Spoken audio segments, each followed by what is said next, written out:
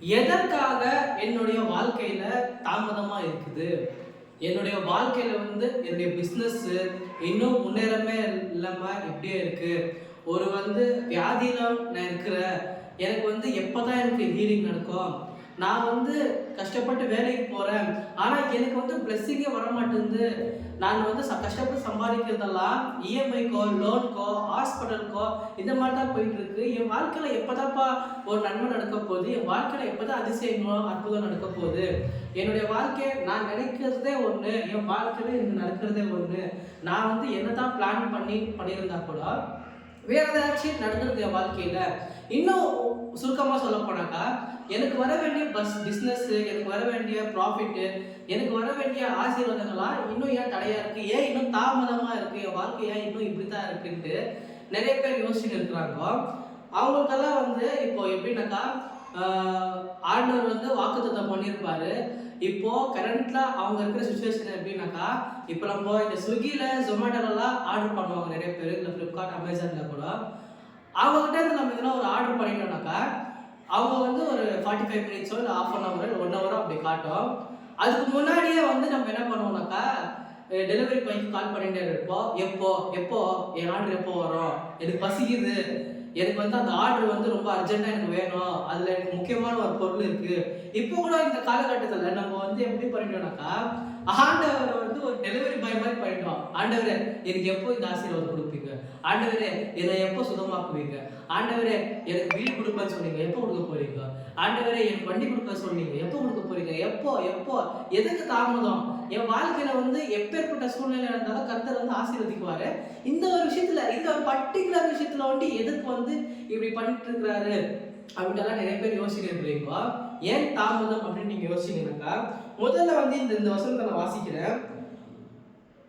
யோவான் 11ஆம் அதிகாரம் 6வது வசனத்துல, அவர் வியாதியா இருக்கிறதற்க அவர் கேள்விப்பட்ட பொழுது தாம் இருந்த இடத்திலே பின்னும் 2 நாள் இருந்தார்ட்டு இங்க இருக்கு. இது என்ன அர்த்தம் நீங்க கேட்டீங்கன்னாக்கா, நம்ம இயேசு கிறிஸ்துட்ட போய் சொல்லுவாங்க இந்த மாதிரி, லாசர் அவங்க ரொம்பவே வியாதிப்பட்டு இருக்கிறாரு, உங்களுக்கு ரொம்பவே பிடிச்ச லாசர். இங்க வசனம் அப்படிதான் சொல்லுது, கர்த்தர் சிநேகித்த ஒரு நபர் லாசர் நீங்க குறிப்பிட்டதுக்கு, நீங்க கூட கர்த்தர் என் மேல எவ்வளவு பாசம் வச்சிருக்காரு, எவ்வளவு அன்பு வச்சிருக்காரு, கர்த்தருக்கு என் மேல எவ்வளவு லவ்.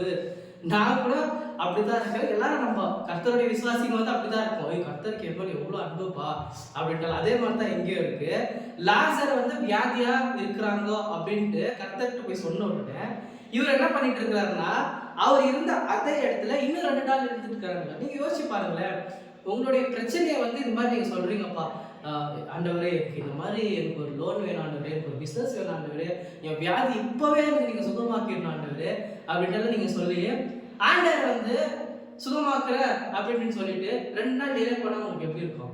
இல்ல 2 நாள் நீங்க ஏதோ ஒரு குறிப்பிட்ட ஒரு இதுக்காக நீங்க ஜெபித்து கொண்டிருக்கிறீங்க, 2 நாள் அவர் அங்கேயே இல்லப்பா அப்படின்ட்டு அவர் அங்கேயே இருந்துட்டா என்ன நடக்கும் நீங்க யோசிச்சு பாருங்க. ஆனா அங்க நீங்க பாத்தீங்கன்னாக்கா, அவர் 2 நாள் அங்கேயே இருந்துட்டாராமா.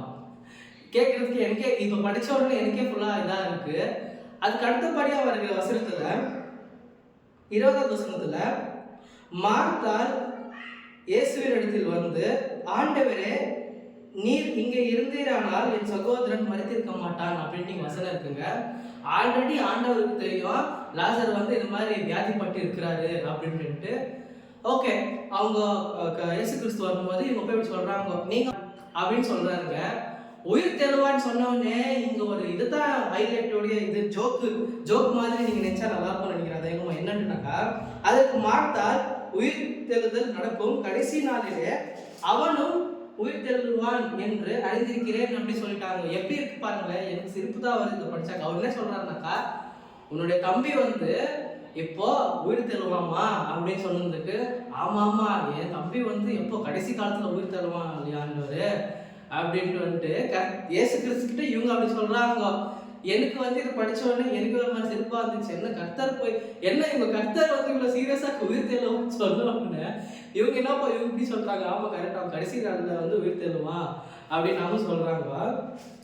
அதுக்கு அடுத்தபடியா வசனத்தை நீங்க வாசிங்கனாக்கா, உயிரோடு இருந்து என்னை விசுவாசிக்கிறவனும் என்றென்றைக்கும் மரியாமலும் இருப்பான், இதை விசுவாசிக்கிறாயா அப்படின்னு அவர் கேட்கிறாரு. ஆமா நான் விசுவாசிக்கிறேன் அப்படின்னு சொல்றாங்க. ஓகேங்களா? சரி, ஓகே. இயேசு வந்து அந்த கல்லறைக்கு போறாரு. கல்லறைக்கு போன உடனே மறுபடியும் இவங்க தான் என்னன்னாக்கா, மரித்தவனுடைய சகோதரியாகிய மார்த்தாள் அவரை நோக்கி, ஆண்டவரே இப்பொழுது நானுமே 4 நாள் ஆயிடுச்சே அப்படின்னு சொல்றாங்க. இது இன்னும் எப்படி இருக்குது நீங்க பாருங்களேன். அவர் வந்து ஃபர்ஸ்டே சொல்லிட்டாரு, உங்க தம்பி வந்து உயிர் தெள்ள போறாரு அப்படின்ட்டு. சரி, ஓகேப்பா. சரின்ட்டு இன்னும் கொஞ்ச நேரத்துக்கு அப்புறம் இவங்க என்ன பண்ணாங்கன்னாக்கா, கல்லறைக்கு போறாங்க. கல்லறைக்கு போன உடனே என்னன்னா, ஆல்ரெடி அவர் மரிச்சு 4 நாள் ஆயிடுச்சு. கல்லறை கிட்ட இயேசு கிறிஸ்து போன உடனே இவங்க என்ன சொல்றாங்கன்னாக்கா, மார்த்தாள் வந்து 4 நாள் ஆயிட்டு இருக்கு. இப்போ ஒரு ஓடர், அதாவது நாருமே டெட் பாடி இருந்தாக்கா இந்த ஸ்மெல் வரும் இல்லைங்களா, அதை வந்து அவங்க சொல்றாங்க. இயேசு கிறிஸ்து வந்து பேசாம எப்படி சொல்லிட்டு ஆயிடுச்சு, உன் தம்பி வந்து உயிர் தெரியணும் வேணாமா அப்படின்னு சொல்லிட்டு தான் நல்லா ஆயிடுச்சு. சீரியஸா நீங்களே பாருங்களேன் எப்படி இருக்குதுன்ட்டு. நல்ல வேலை இதுல இன்னொன்று என்னன்னாக்கா, இவங்களே இப்படி கொஸ்டின் மேல கொஸ்டின் கேட்டுன்னு இருக்கிறாங்க. இந்த ஸ்டோரியில வந்து நம்ம தோமா இருக்காரு இல்லையா, அவர் நல்ல வேலை வராம இருந்தாரு. அவர் ஒரு மேல வந்துட்டு இருந்தாருன்னா அவர் லாசர் வந்து உயிர் தெளவன்னு போயிட்டு இருந்துக்குவாரு. ஏன்னா உண்மையா அவர் உயிர் தருவாரா, எப்படி உயிர் தருவாரு அப்படின்ட்டு கொஸ்டின் மேல் கொஸ்டின் கேட்டு இயேசு கிறிஸ்துவே ஏதோ இது பண்ணிட்டு இருப்பாங்க. நான் சும்மா ஜோக்கு தாங்க இது பண்ணிருக்கிறேன். அதுக்கப்புறம் நீங்க எங்க ஐயோ ஏன்னா இப்பெல்லாம் இது பண்றாரு அப்படின்ட்டு எல்லாம் நீங்க நினைச்சுக்காதீங்க. அப்பொழுது மரித்தவன் வைக்கப்பட்ட இடத்தில் இருந்து கல்லை எடுத்து போட்டார்கள். இயேசு தம்முடைய கண்களை ஏறெடுத்து, பிதாவே நீர் எனக்கு செவி கொடுத்தபடினால் உன்னை ஸ்தோத்திரிக்கிறேன் அப்படின்றாரு. அவர் வந்து பிதா கிட்ட பிரேயர் பண்றாரு. 43வது வசனத்துல, இவைகளை சொன்ன பின்பு லாசருவே வெளியே வா என்று உரத்த சத்தத்தோடு கூப்பிட்டு இருக்கிறாரு. நீ வாப்பா, வெளியே உள்ள இருக்க வேண்டிய ஆளு நீ இல்ல, நீ வெளியே வா, நீ வந்து உயிர் தெளிவு போற அப்படின்னு சொன்ன உடனே அவர் வந்து ஏஞ்சி வெளியில வராரு. அதுக்கு அடுத்தபடியான வசனத்தை வாசிக்கிறேன். 44வது வசனத்துல, அப்பொழுது மரித்தவன் வெளியே வந்தான். அவன் கால்களும் கைகளும் பிரேத சிலைகளினாலே கட்டப்பட்டிருந்தது. அவன் முகம் சிலையினால் சுட்டப்பட்டிருந்தது. இயேசு அவர்களை நோக்கி, இவனை கட்டவிழ்த்து விடுங்கள் என்று சொன்னார்கள். நீங்களும் யோசிச்சு பாருங்க, இப்போ உங்களுடைய வாழ்க்கையில வந்து இப்போ நீங்களும் இப்படித்தான் இருக்கிறீங்க. இந்த பிரேத அந்த துணி சுத்தி இருக்கிறாங்க இல்லைங்களா, இப்போ வந்து நீங்க ஆல்மோஸ்ட் வந்து அந்த காலத்து மனுஷங்களை வந்து நீங்க பாத்தீங்கன்னாக்கா, இப்போ மறிச்சு போயிட்டாக்கா அவங்க வந்து இந்த மாதிரி துணிகளெல்லாம் சுத்திட்டு அடக்க பண்ணி வச்சிருவாங்க. ஓகேங்களா? அந்த துணி மாதிரி தான் இப்ப இருக்கிற நம்ம காலகட்டத்தினுடைய நிறைய பேருடைய மனசுல, நிறைய பேருடைய மைண்ட்ல இருக்கு. என்ன அது துணியில என்ன சொல்ல வரன்னு நீங்க கேட்டீங்கன்னாக்கா, நம்மளுடைய விசுவாசம் இல்லாத சுச்சுவேஷனு, நம்மளுக்கு இருக்கிற ஸ்ட்ரெஸ், நம்மளுக்கு இருக்கிற டென்ஷனு, நம்மளுக்கு இருக்கிற இப்ப இருக்கிற சூழ்நிலையை பார்த்து நம்ம அப்படி நினைச்சிருக்கிறோம். என்னன்னுனாக்கா, இவ்வளவுதான் என்னுடைய வாழ்க்கை, இவ்வளவுதான் என் வாழ்க்கையில நான் முன்னேறவே மாட்டேன், என் வியாதி இவ்வளவுதான், என் வியாதியில வந்து இந்த மாதிரி ஒரு அற்புதமே நடக்காது, அதிசயமும் நடக்காது. இந்த வீடியோ பார்த்து நிற்கிற உங்களுக்கு நான் சொல்றேன், உங்களுடைய வாழ்க்கையில வந்து இந்த மாதிரி சுச்சுவேஷன்ல நீங்க இருந்தீங்கன்னாக்கா நீங்க பயப்படாதீங்க. கர்த்தர் வந்து நீங்க எதிர்பார்க்காத ஒரு அற்புதத்தையோ அடையாளத்தையும் செய்ய போறாருங்க.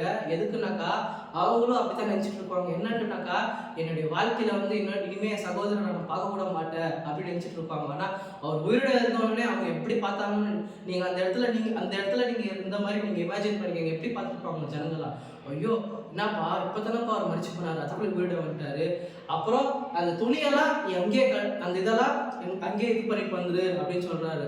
இந்த வீடியோ பார்த்துக்கிற உங்களுக்கு நான் சொல்றேன் என்னன்னாக்கா, உங்க மனசுல இருக்கிற அந்த சந்தேகம், இந்த அந்த துணி, அதே போல இந்த ஸ்ட்ரெஸ்ன்ற துணி, அது எல்லாத்தையும் நீங்களும் இது பண்ணிடுங்க. நீங்க வந்து இப்போ வந்து உங்களுடைய வாழ்க்கை வந்து புதுசா மாறப்போகுது. என் வாழ்க்கையில இது வரைக்கும் நான் பார்க்காத அற்புதங்களையும் அதிசயங்களையும் இன்றைக்கு நான் பார்க்க போறேன், இனிமே நான் பார்க்க போறேன் அப்படின்ட்டுலாம் நீங்க விசுவாசம் வைங்க. அவங்களுக்கு செஞ்ச கர்த்தர் வந்து நம்மளுக்கு செய்யாம இருப்பாரு நீங்க நினைக்கிறீங்களா? கண்டிப்பா நம்மளுக்கு செய்வாருங்க. நீங்க பாத்தீங்கன்னாக்கா, இப்ப நான் வாசிச்ச அதே அதிகாரத்துல இருந்து இன்னொரு வசனத்தை நான் வாசிக்கிறேன். 11ஆம் அதிகாரம் 3வது வசனம் 2வது வசனத்துல, இல்ல சாரி 4வது வசனத்துல, இயேசு அதை கேட்ட பொழுது, இந்த வியாதி மரணத்துக்கு ஏதுவாயிராமல் தேவனுடைய மகிமை விளங்குவதற்காக ஏதுவாய் இருக்கிறது, தேவனுடைய குமாரனும் அதனால் மகிமைப்படுவார் அப்படின்னு வசனம் இருக்கு. என்னன்னுனாக்கா, இங்க பாருங்க, லாசர் வந்து ஃபர்ஸ்டே உயிர் தெழுவாரு அப்படின்ட்டு இப்ப வந்து சொல்லி அங்க வந்து நான் சொன்னேன் இல்லைங்களா, நம்மளுடைய இயேசு கிறிஸ்துட்ட வந்து இந்த மாதிரி அவர் வந்து வியாதியா இருக்கிற அப்படின்னு ஒரு நியூஸ் வந்து ஒருத்தர் சொல்லிட்டு போனாருன்ட்டு. அப்பவே கர்த்தருக்கு தெரியும் அவர் வந்து வியாதியா இருக்கிறது வந்து கர்த்தருடைய நாமம் மகிமைப்படுறதுக்கு. இப்ப இருக்கிற நீங்க கஷ்டமும் சரி, இப்ப நீங்க வேலை இல்லாத திண்டாட்டமும் சரி, இப்ப உங்களுக்கு இருக்கிற வியாதியும் சரி, எல்லாம் எதுக்கு நீங்க நினைக்கிற கர்த்தருடைய நாமம் வந்து மகிமைப்படணும். அதனால தான் நீங்க இப்படி இருக்கிறீங்க. கர்த்தர் வந்து ஆசீர்வதித்தா எப்படி இருக்கும்னு நீங்க இமேஜின் பண்ணி பாருங்க. அதுதான் கர்த்தர் வந்து அவர் சொல்ல விரும்புறாரு. நீங்க நினைச்சிட்டு இருக்கீங்க என்னுடைய வாழ்க்கையில வந்து இப்படித்தான், என் வாழ்க்கையில எல்லாமே டிலே தான் பிரதர். என் வாழ்க்கையில என்னுடைய திருமணம் டிலே தான், என்னுடைய ஜாப் டிலே தான், என்னுடைய பிசினஸ் டிலே தான், என் கெரியர் டிலே தான், என் வியாதி இப்ப இருக்கிற வியாதி கூட அவ்வளவுதான், இப்படித்தான் என் வாழ்க்கை அப்படின்ட்டு நீங்க நினைச்சிட்டு இருக்கீங்க. கர்த்தர் வந்து எல்லாத்தையும் மாத்த போறாருங்க. யாரெல்லாம் அவங்கள பார்த்து இப்படிலாம் நினைச்சிட்டாங்களோ, இப்ப லாசருவை எப்படி பார்த்துருப்பாங்க, எல்லாரும் செத்து போன பணமா தான் பார்த்துருப்பாங்க. அப்படி அந்த மாதிரி உங்களை யாரெல்லாம் பார்த்தாங்களோ அவங்களே வந்து ஐயோ இவனுடைய லைஃப் என்ன இப்படி ஆயிடுச்சு, இவனுடைய லைஃப் என்ன, நான் இப்படிதான் நினைச்சேன், இவன் வாழ்க்கை வந்து நாரும். அவங்க என்ன சொல்லியிருக்கிறாங்க, 4 நாள் ஆயிடுச்சுப்பா, அவங்க ஒரு மேல நாத்து அடிக்கும் நாருமே அப்படின்னு சொல்றாங்க. அப்படியெல்லாம் உங்களை யாரெல்லாம் பார்த்தாங்களோ அவங்களே உங்களை பத்தி சாட்சி சொல்லுவாங்க, இப்படி இருந்தவன் இப்படி மாறிட்டாங்கப்பா, அவங்களோட லைஃப் எப்படி மாறிடுச்சு பாரு அப்படின்ட்டு. கர்த்தர் அப்பேற்பட்ட அற்புதங்களையும் அதிசயங்களையும் உங்க வாழ்க்கையில செய்வாருங்க. நீங்க விசுவாசிங்க. நம்மளோட சேனல்ல இன்னும் நிறைய வீடியோ போட்டுருக்கிறோம். இந்த வீடியோ வந்து இந்த மெசேஜ் வச்சு உங்களுக்கு பிரயோஜனமா இருக்கணும் நான் நம்புறேன். இந்த வீடியோ உங்களுக்கு பிடிச்சிருந்தா லைக் பண்ணுங்க. நிறைய பேர் வீடியோ பார்க்குறீங்க, சப்ஸ்கிரைப் பண்ணிக்க மாட்டேன்றீங்க. சப்ஸ்கிரைப் பண்ணி நம்ம சேனலை சப்போர்ட் பண்ணுங்க. கர்த்தர் கூடவே இருக்கிறாங்க. நீங்க வந்து ஆசீர்வதிக்கப்பட்டவர்கள். தேங்க்யூ ஸோ மச் ஃபார் வாட்சிங். God bless you.